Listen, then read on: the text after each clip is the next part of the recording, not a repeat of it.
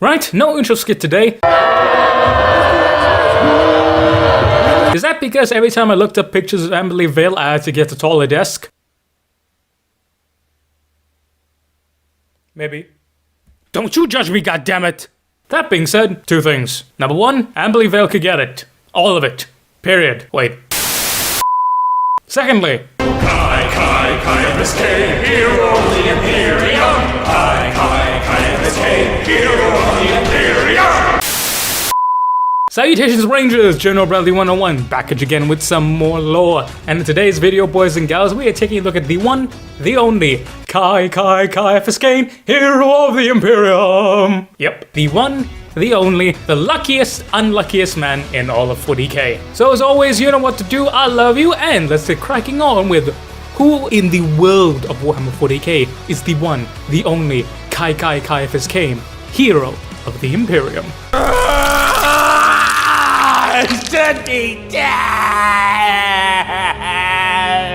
So, Commissar Ciaphas Cain. How many times will I repeat that joke during this video? As many times as I bloody want to, it's my channel. So buckle up, chuckle fucks, we're in for a ride here. Rattle 'em, boys! Who is Mr. Ciaphas Cain, hero of the Imperium? So, Ciaphas Cain is a renowned commissar, and as the song goes, he is a hero of the Imperium. He's one of the greatest soldiers of the Astra Militarum to ever live, period, and is considered in the same echelons as the Spectre of Tanath himself, the leader of Gaunt's ghosts, Ibram Gaunt, as well as the Old Man of Armageddon, Mr. Baelai himself, Commissar Sebastian Yarick.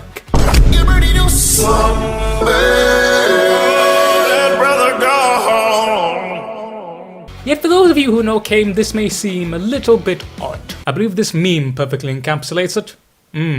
Yes, meme. You see, whereas Gaunt gets everything done by the use of cunning tactics and perfect executions, and then you have Sebastian Yarick, who gets shit done because of his brilliant tactics and is just a stubborn old man. Mr. Ciaphas Cain gets shit done completely by bloody accident. In every single scenario he's ever been in, he has 1. Never wanted to be there, 2.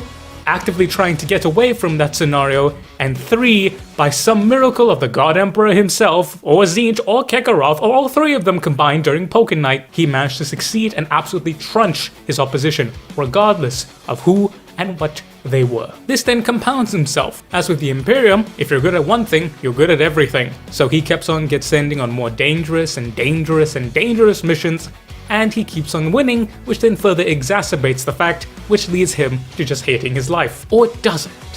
You see, the canon of Ciaphas Cain is told from 2 lenses, that being the horse's mouth himself, Mr. Cain, and that being everyone else, who generally speaking has a rather objective opinion of it. You see, Ciaphas Cain is the main protagonist in a series of books, the Ciaphas Cain books. Surprising absolutely no one. If you were surprised, well, it's alright, chap. We love you here. In here, I will be going over the brief origins of Mr. Ciaphas Cain, but that's that. I'll mention a little bits here and there. Oh, by the way, spoilers, a little bit, not too much. I will not be going over every single detail because read the books yourself, you bloody nerd. I mean, hell, on YouTube they have a couple audiobooks, I think. So even like Audible, just get the books, they're bloody fantastic. Also, that table is in fact stupid. If you agree with me on how stupid that table is, comment down below. If you know, you know, and if you don't know, read the book.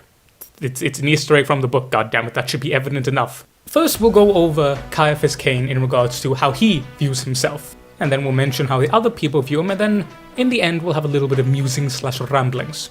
We have Mr. Ciaphas Cain, and he defines himself as simply a coward. He thinks and believes wholeheartedly he is a coward, unworthy of all the praise that he gets, and that he is simply a fraud, a charlatan, and someone worthy of spite even. Now this is wholly inaccurate, because while his initial origins, as we'll get into soon, may prove, yeah, he's a little bit cowardly, but when you get into it, I mean hell, all of us would run. So, he started out as a commissar, and he was assigned to the Valhallan 112th Regimental Field Artillery Battery, because in his words, the job of artillery is to throw long-range shells from long away and not be anywhere near the fighting. He's not someone who enjoys combat, he's not a warrior spirit, he's not a guy charging forth for blood and glory, no.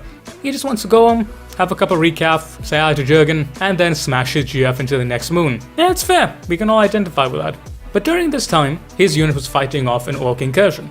Pretty standard, pretty fair. But then the Tyranids show up. Cain, seeing this, hopped in a salamander, was like, nope, and decided to nope out of there.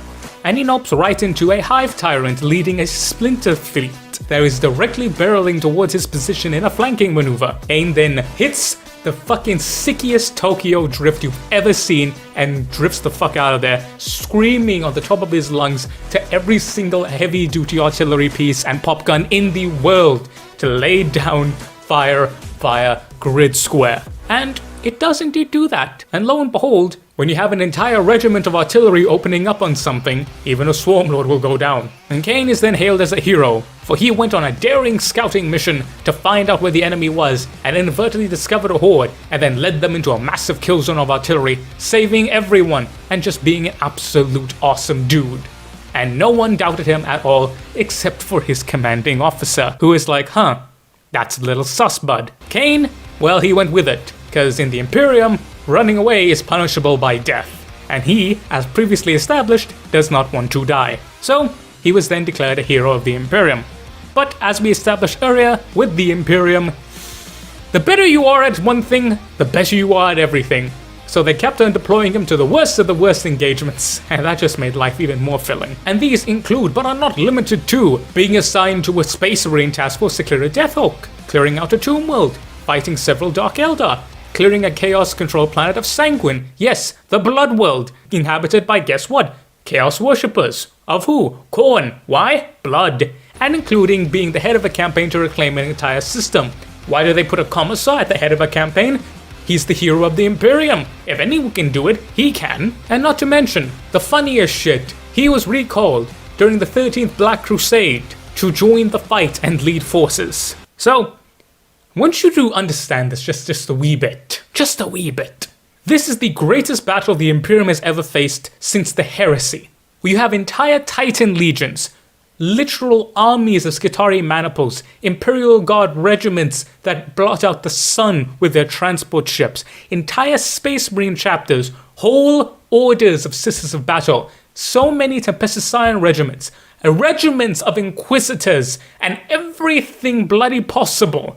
Everyone and their mother is here. The most elite and dedicated forces of the Imperium. Everyone, everything is pitching up. And then Mr. Marnius, Calgar is not hung like a horse's horses are hung like Calgar, gave a little phone ring to Mr. Cain in bed with his missus and was like, hey, we need you to come and fight them. Could you imagine that? Being a retired motherfucker, getting a phone call from the chapter master of the Ultramarines being like, hey, we need you to come and fight what is basically a mini Chaos Primarch.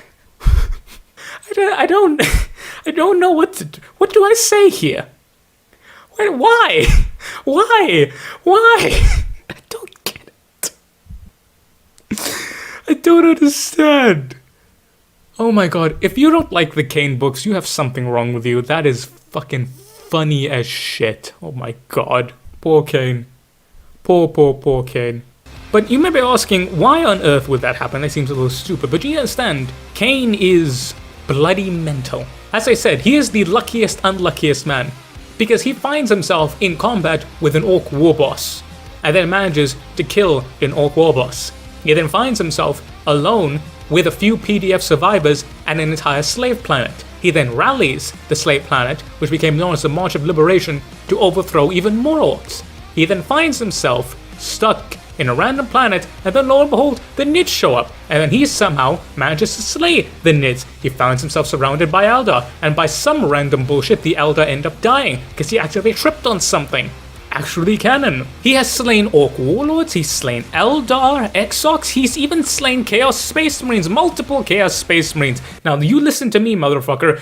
2 is more than 1, therefore it is multiple. I don't care how wounded they were, he is a literal human with a chainsword against a coordinate Chaos Space Marine. He beat him in melee. I don't even care what it is, whether bro was just dodging and parrying or whatever, and before Jurgen pulled up with the meltdown, it's like, buenos dias, fuckboy, and turned him into soup. Buenos dias, fuckboy! Soup! If you and I, or anyone, were to fight a cornered Chaos Space Marine missing 3 limbs, we would die. A very violent, very pulpy death. Pulp, motherfucker. You know the shit that you get from freshly made orange juice? Pulp.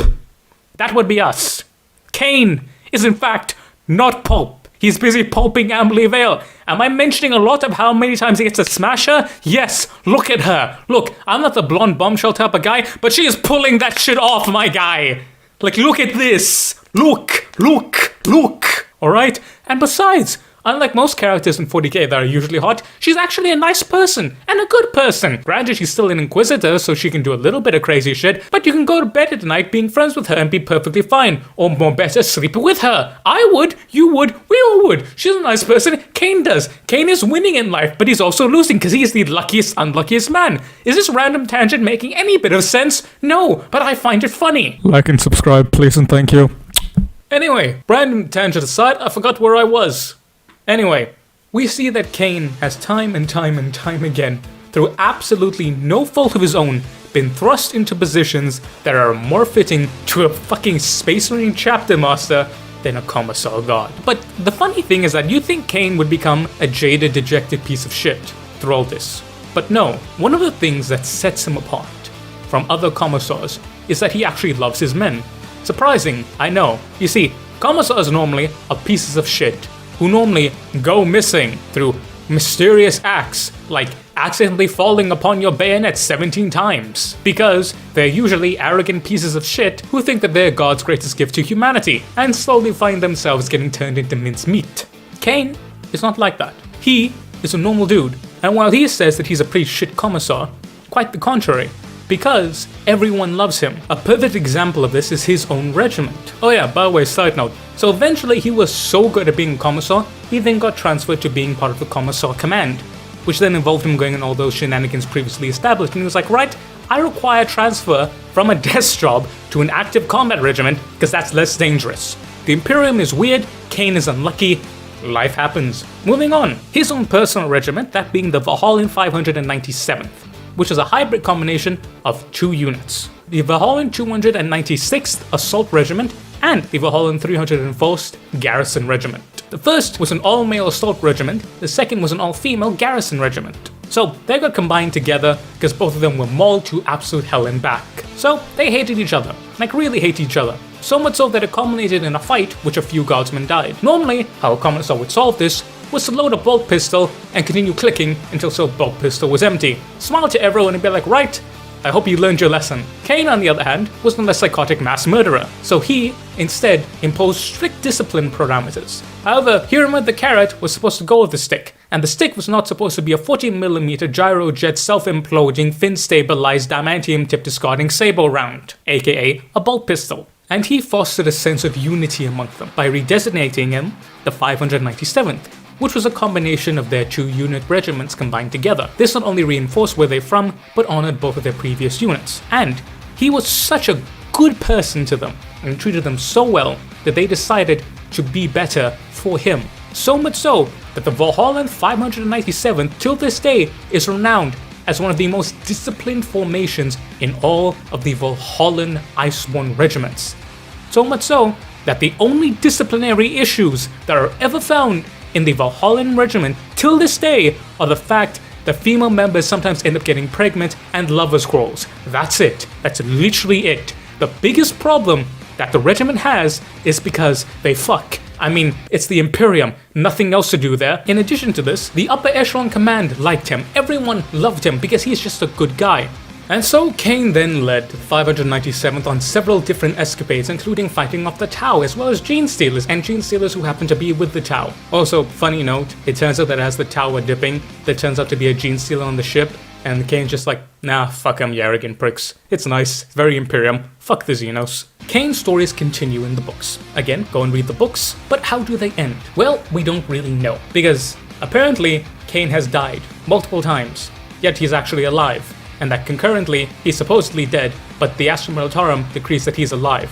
Did he survive 13th Black Crusade? I don't know. Was he even there? I don't know. We do not know. But, given Cain's luck, he's alive. Also, he's well over 200 years old. The Imperium has some pretty good tech. And finally, they give it to someone who is not a piece of shit. And yeah, that's pretty much the story of Ciaphas Cain, hero of the Imperium. But I've talked about this a couple times and I've jumped the gun several times, but Cain views himself as a coward, an idiot who would very much shove you into a conflict so long as nobody found out, and completely undeserving of everything he has in his life. He doesn't deserve anything. He doesn't deserve his best friend, who turns out to be a man by the name of Fernic Jurgen, who is a blank. Hence, this manifests himself as being absolutely horrendous to psychers, and in addition to this, he smells quite literally like shit. Except for Cain, who doesn't seem to mind the smell or can't smell him, which is weird. But Jurgen is known for being absolutely loyal and wanting to take care of Cain because he is his aide, and only he is qualified to take care of Cain, which includes filing out his paperwork, giving him coffee, and carrying around a giant melter gun to fry anyone that Cain declares needs to be fried. The other character that I've mentioned God knows how many times is his Lady Inquisitor friend, Mrs. Amberly Vale. Amberly Vale, as I said, is an Inquisitor, so kind of like CIA, done some weird shit, but at the same time, actually morally good and what an Inquisitor should be. Look, listen, learn, then act. And pretty comical, a very nice person, and generally very good, and not to mention, hot as all hell. Not like I've mentioned that enough, but I will mention it continuously and there's nothing you can do about me, I am not wrong. And it is one of the few instances in 40k of a good actual romance, and it's bloody beautiful watching it play out. Also, gave me one of my most favorite lines ever. Every man knows that dreaded feeling when your missus turns to you and asks you, "Darling, could you do me a favor?" That feeling is even more dreaded when she happens to be an Inquisitor. I love that so much. Oh god, read the books, they're so good. In addition to this, you have Amita Sulla, who happens to be the general of the previously established 597th Valhallan Iceborne. And she likes to charge forward and fight. Funnily enough, because she was a junior lieutenant under Cain and saw Cain do these wondrous feats, so she thinks to herself, what would Cain do? And in her mind, Cain would charge forward furiously into the enemy, because that's what it looks like. Cain, in reality, did not do that, and every time she does that, she smiles and be like, what would Cain do? And Cain would be like, not that, never that, but he can't actually say that, because Cain has learned the secret to success in life. When you are dealing with people, you then have a conversation in your head. You then read through that conversation, pick out the parts that would start a conflict and that would not use it, add parts that would solve the conflict, and then proceed with the actual context and speak to the person. So if a person is being a dick to you, you call them various different slurs and bad words in your head, you then breathe in, look at them and say, hey, let's relax, let's calm down, this is going to be the issue. They then realize that they were being a dick, they then apologize, you'll be okay, and then it's resolved. Personally, what I do in my life, and as a counselor, it's worked pretty well. Not my actual job, but I did it for church and for school. So, in addition to being a people person and being a generally good person, Cain is great. Yet, what I want to get into finally is that why does Cain view himself to be a piece of shit? Yet, every single person else, from his commanders to even the enemy, believe that Cain is actually such a good person. That's because of the Imperium. You see, Cain grew up in the Hive World, which is a pretty bad place to grow up, depending, but according to him, this was pretty shit. And the Imperium portrays a hero as a warrior, a soldier who always charges forward, who never questions, who's unfailing, who's unflinching, and who just wants to fight. AKA a psychotic zealot who will never question anything and will spill blood at the earliest convenience. Let me tell you a little secret. The Imperium are not the good guys. The Imperium may have some good guys, you may even argue the Imperium has the majority of good guys, but the Imperium also has the Ecclesiarchy, the Sisters of Battle, and the Bloody Inquisition. They are not the good guys. So, the Imperium has a very twisted sense of heroics, and to that end, Cain grew up and still fervently believes that a true hero of the Imperium is someone who will charge headlong into battle and not give a shit. That is the most fucked up part about Cain's story. He is a genuinely nice guy, a genuine hero to everyone in all aspects of life. Yet because of where he grew up, because of the place he grew up, because of the Imperium itself, he is conditioned to believe that he is useless and a piece of shit. Because he is genuinely a nice guy. He believes in the Imperium and he believes that he is the fault, not the Imperium. Such is his good nature. He is us. He is me, you, and everybody if we were transferred back there, scared as all hell, yet genuinely concerned. And the funny thing is, he doesn't see that he is actually one of the bravest men in all of 40k, because true courage is not the absence of fear, it is acting in spite of it. And despite of how scared Cain is, despite of everything, despite of all the inconvenient situations, you can take a look at every single event after that first initial one. Cain had a choice, he had a chance to escape. But reluctantly, he always chose to do the right thing. Now, people may look at that and say reluctantly, but that doesn't matter. You did the right thing. That is more than anyone else. That's what separates good from bad. You chose to do the right thing. It doesn't matter whether you're happy about it. You chose. You made the hard choice. Cain made the hard choice time and time and time again, and he has proven himself to be the greatest commissar in the history of the Imperium, because he is a good person. Cain is one of the few people you could pluck from 40k, put them in our modern day, and they would excel. Cain is a decent man, he is a good man, and just because of the situation he's in, he has managed to survive. And everyone else who has a brain can see it. I mean, hell, when you can get Chaos and the goddamn Eldar to agree on something, you know that either you fucked up really bad or you fucked up really good. And it's my headcanon that that's why the God Emperor watches over Cain.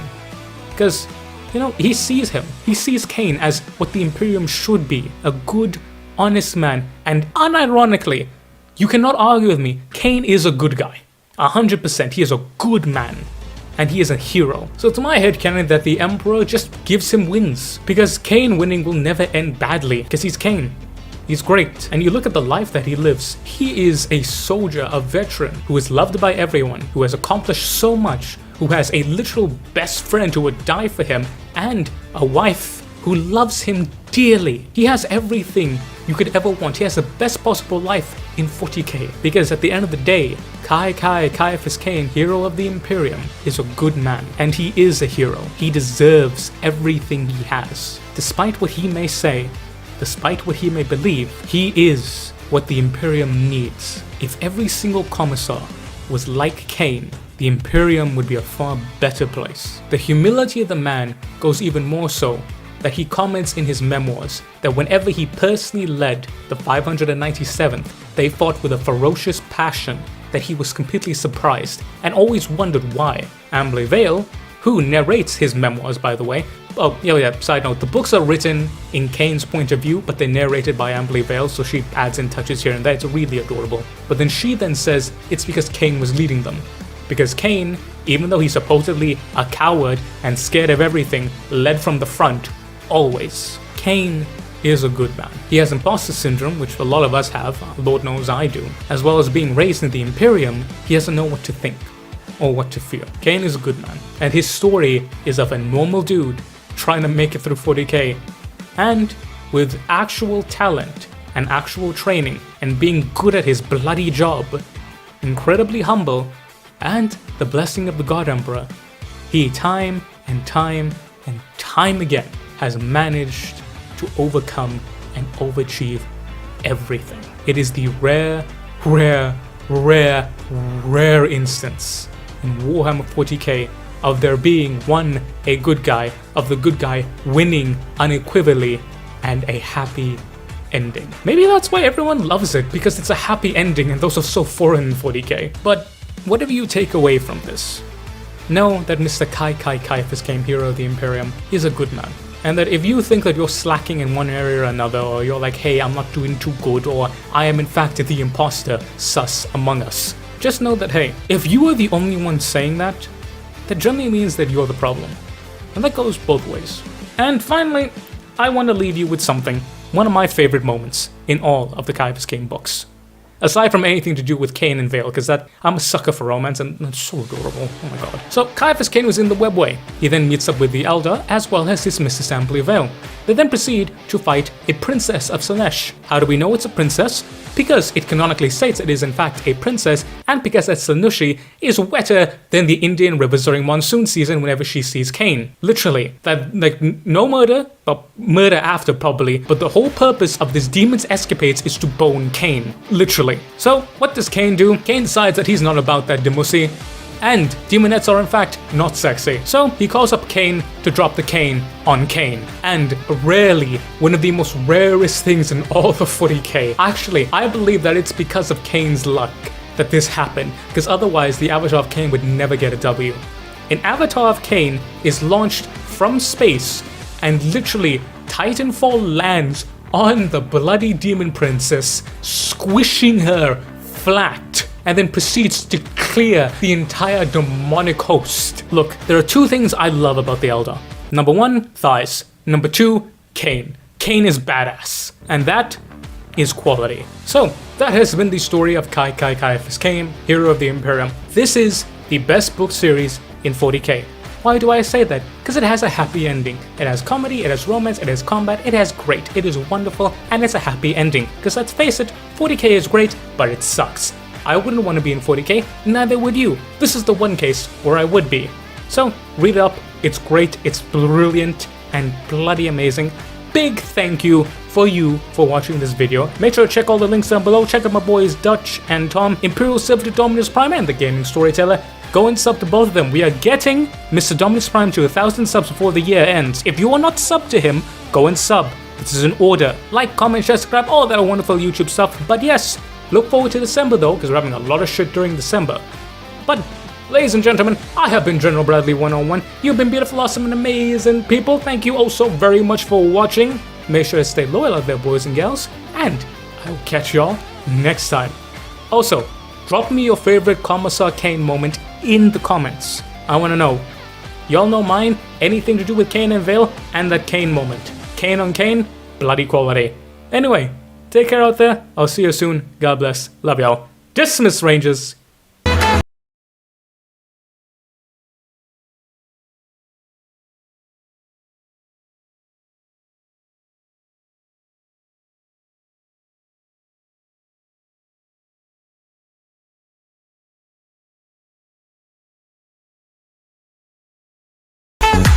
Was that intro because I wanted to try something new, or was I actually just too horny?